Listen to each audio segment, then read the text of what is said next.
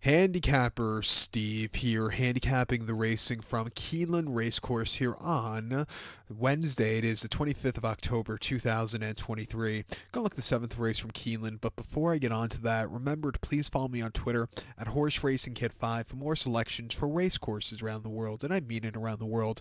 Let's look at the seventh from Keeneland, which is an allowance optional claimer, purse $120,000, race for 3-year-olds and upwards, number won 18,000 twice, and the main claiming starter, a state bred race, or whichever won 3 races here. Optional claim price of $80,000. We have a field of 14 horses entered, but only 12 of them could go to the main track.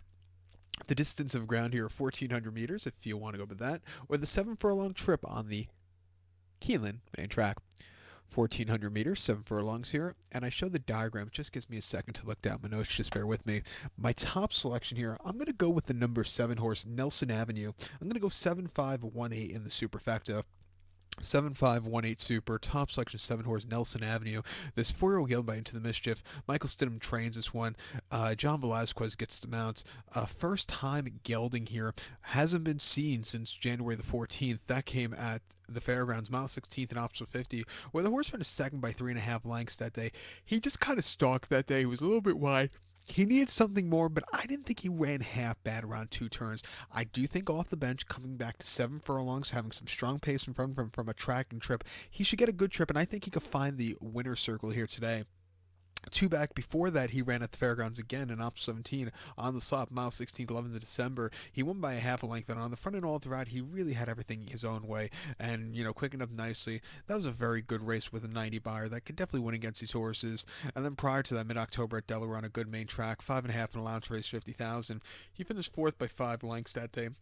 First time Lasix, he didn't break out of the gate so clearly. He moved a little bit late. He needs something more late, but he ran his heart out that day, but he still needs something there.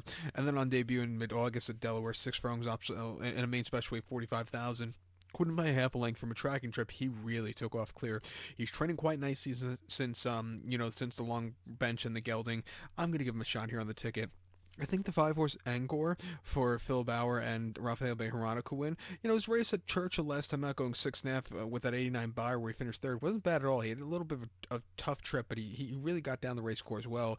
He won before that off the bench at Ellis quite nicely by open lengths. He is coming here locally. He could definitely get a good trip to win. I'll use him on the ticket. But to recount my selection for the 7 from Keeneland, I'm going to take the 7 horse Nelson Avenue. Give kudos to the 5 horse Angor. 7-5-1-8 super. 7-5 in our multi race. So good luck to all, and please follow me on Twitter at Horse Racing Cat 5. Good luck, everybody.